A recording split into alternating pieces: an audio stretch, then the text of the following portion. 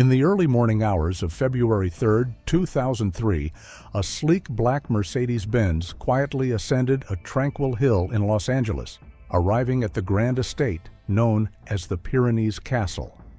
Inside the car sat a woman who had once basked in Hollywood's spotlight, accompanied by one of the most famous names in the music industry. Around 3 a.m., they stepped inside the mansion, while the driver, Adriano Duza, waited patiently in the vehicle. For a time, the night remained calm and silent.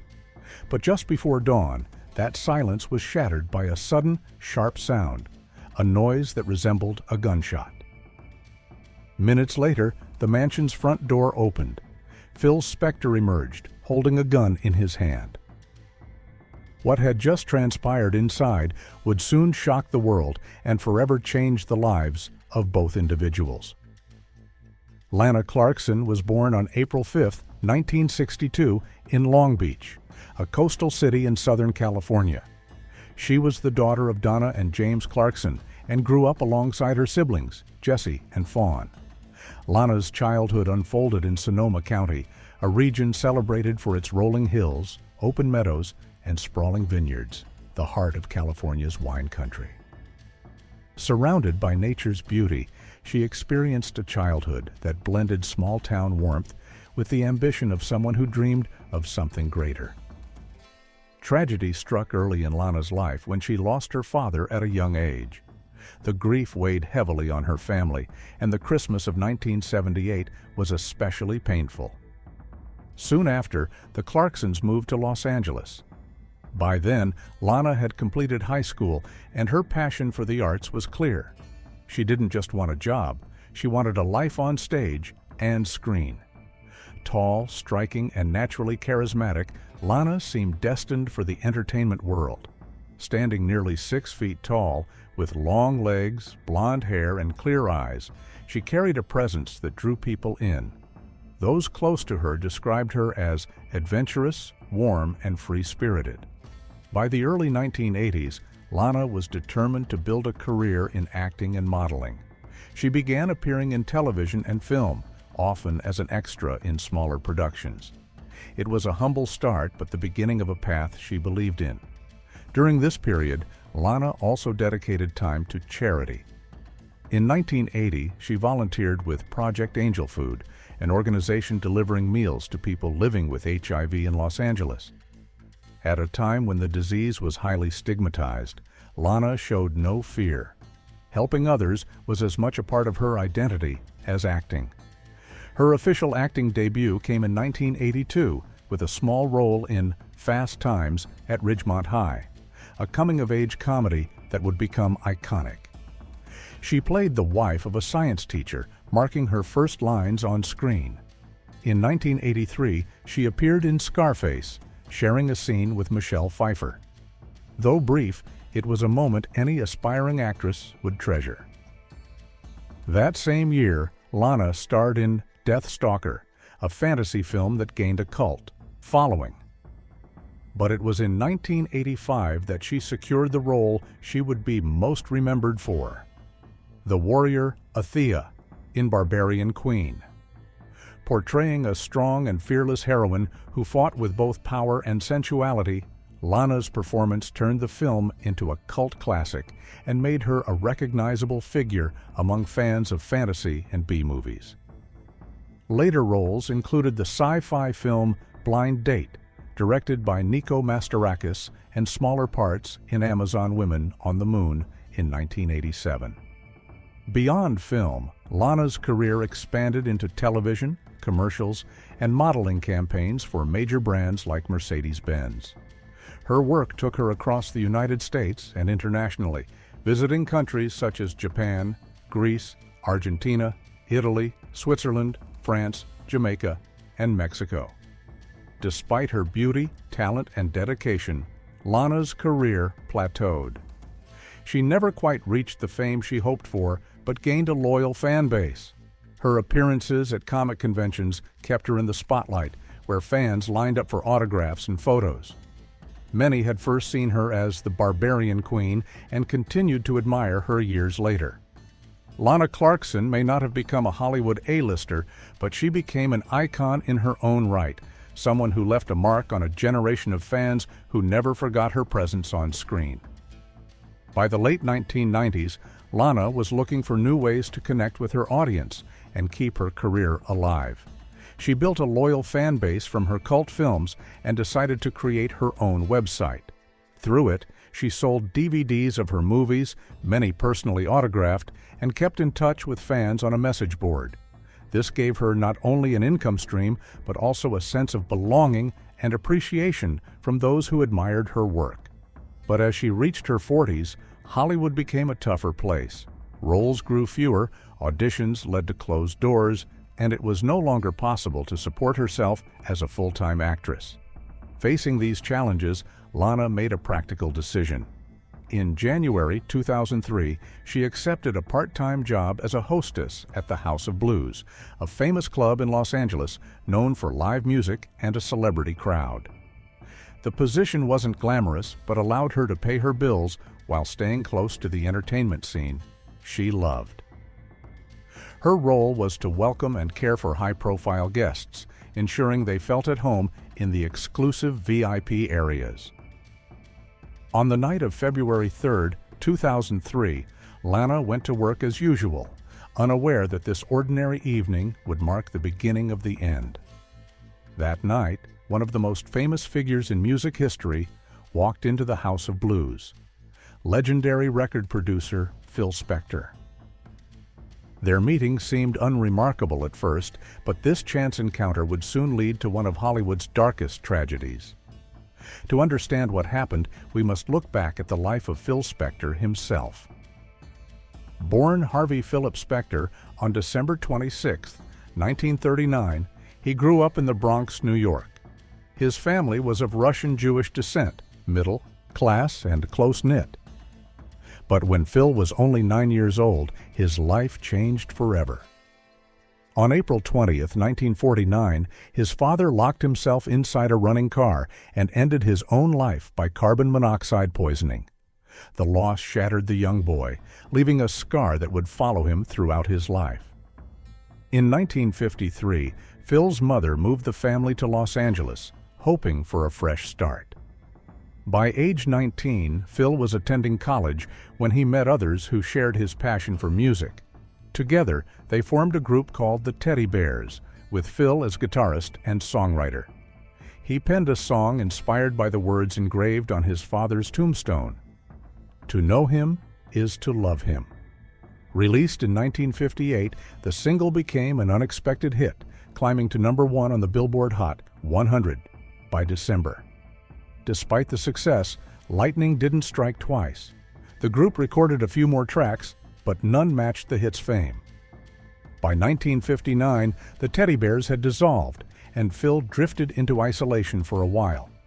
Eventually, he returned to the music industry, focusing on producing rather than performing. Behind the studio glass, he truly came alive. He partnered with 2 producers at a small label called Junior Records, but Spector's ambition was relentless. In October 1962, he bought out his partners and took full control, launching Phillies Records. Under Phillies, Spector produced 21 singles, sold over 13 million copies, and earned 9 gold records. By age 21, he was not just successful, but a millionaire with a fortune estimated at over $2 million. Phil Spector was now one of the most influential figures in American music. But as Lana Clarkson would soon discover, behind the fame and brilliance was a man with a much darker side. In his early days as a producer, Phil worked alongside some of the biggest names in music, including Elvis Presley and Roy Orbison. His talent for shaping sound and creating hits earned him a reputation as one of the most promising young minds in the industry. But 1963 changed everything. That year, he introduced the world to a new girl group called the Ronettes, sisters Ronnie and Estelle Bennett, along with their cousin, Nedra Talley. Before Spector's involvement, they performed as the Darling Sisters. With Phil behind the scenes, their look and sound transformed, and they became one of the most recognizable acts of the 1960s. Spector also unveiled what would become his signature contribution to music history: the wall of sound. This production technique layered multiple instruments and voices, creating a dense, orchestral effect that filled every corner of a recording. It was unlike anything people had heard before and gave his music a larger-than-life quality. The innovation cemented his reputation as a genius and pioneer in the studio. Many credit him with reshaping how popular music was made and recorded. Over the years, Phil worked with celebrated artists such as the Ramones, Tina Turner, Cher, John Lennon, and George Harrison. Lennon and Harrison, both former Beatles, sought his expertise to rework unfinished material from the Get Back sessions, songs that would eventually form part of the album Let It Be. Having Phil Spector on a project was a mark of prestige, but it came with a price. Behind the wall of fame and fortune was a darker, volatile, and often dangerous side. Many described him as controlling, abusive, and frightening. His partners revealed he was violent and manipulative, often carrying a gun to intimidate them. This behavior extended beyond his personal life. Artists reported similar experiences in the studio. Members of the Ramones recalled that he once pulled out a firearm and fired shots while working together. Even John Lennon was shaken when Spector suddenly fired a gun at the ceiling during a recording session. His private life was equally troubled. Spector was married twice and adopted 3 children. Later, those children accused him of isolating them and subjecting them to disturbing situations, including forcing them to act out inappropriate scenarios. He also fathered children with another woman, though never married her. By the early 2000s, Phil's reputation was a strange mix of brilliance and chaos. Celebrated as a musical legend, he was also whispered about as a man no one truly trusted. On February 3, 2003, Spector entered the House of Blues, where Lana worked as a hostess.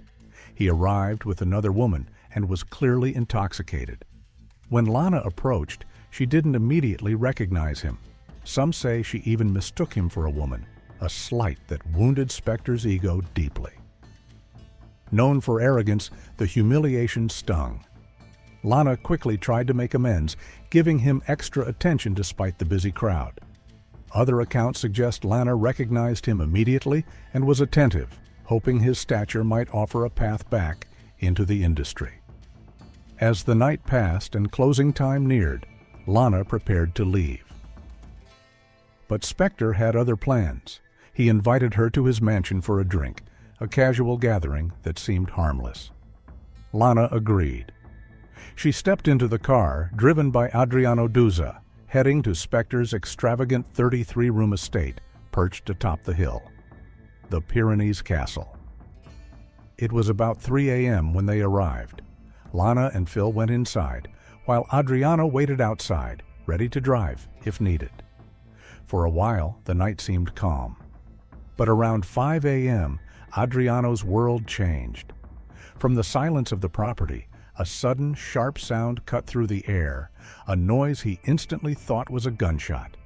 He froze, staring at the mansion, straining to catch any sign of what was happening inside. Minutes later, the front door opened. Phil Spector appeared, unsteady on his feet, a pistol in his hand. According to Adriano, Spector muttered that he believed he had killed someone. Terrified, Adriano called 911. When police arrived, they found Spector visibly drunk, behaving strangely, and refusing to follow commands. He ignored orders to raise his hands and seemed detached from the gravity of the situation. It took tense minutes before officers entered. Inside, they discovered Lana Clarkson, dead, slumped in a white chair, blood staining her clothing. She had been shot in the mouth, a firearm lying near her left ankle. The scene was chilling. Phil Spector quickly shifted his story. Instead of admitting what he told Adriano, he insisted Lana had put the gun in her mouth herself. At times, he suggested it was an accident, that she kissed the weapon and it went off. Other times, he hinted she wanted to end her life. None of his explanations matched the evidence. Police arrested him on the spot. Their search of the mansion uncovered 8 more guns and blood traces in a bathroom. The next day, February 4, 2003, Spector posted bail. $1 million was enough to walk out of jail, a trivial sum for a man of his wealth. He remained free for more than 6 years as the case moved through the courts. In 2006, he married Rel Short, a woman close to him and familiar with his personal world. Some believe the marriage was a strategic move to keep her from testifying, but it didn't stop the case. The first trial began in March 2007. Spector faced charges of second-degree murder. In September, the trial ended in a mistrial as jurors couldn't reach a unanimous verdict.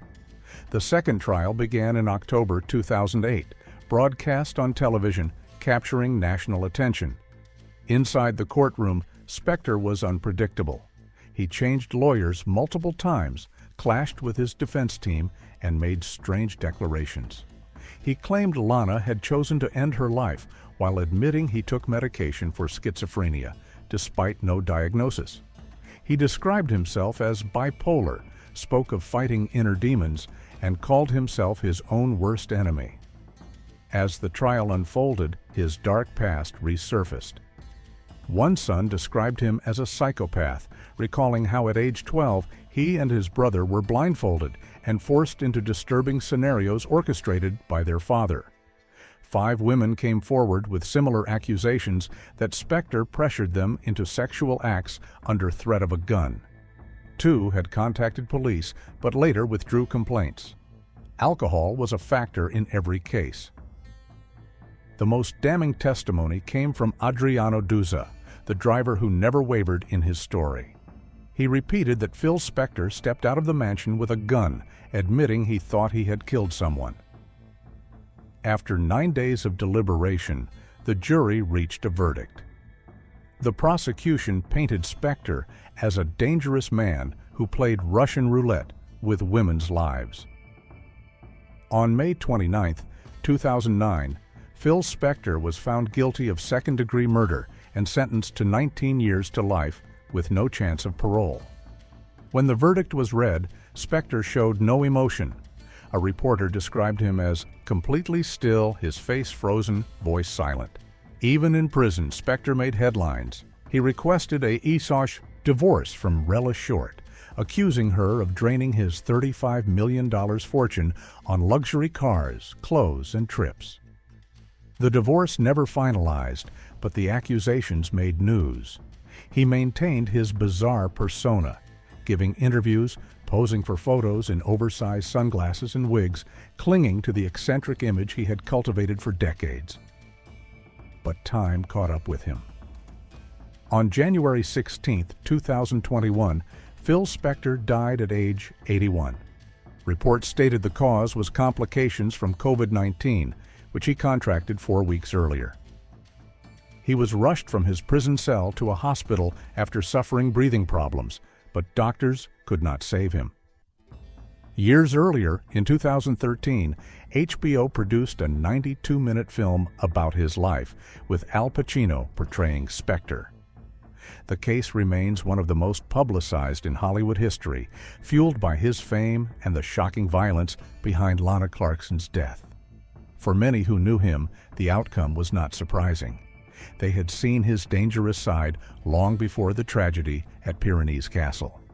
Still, there is a sadness that someone once hailed as a brilliant innovator in music ended his life defined not by genius, but by darkness, destruction, and a legacy forever tainted. Don't miss out. Subscribe now for more thrilling investigations.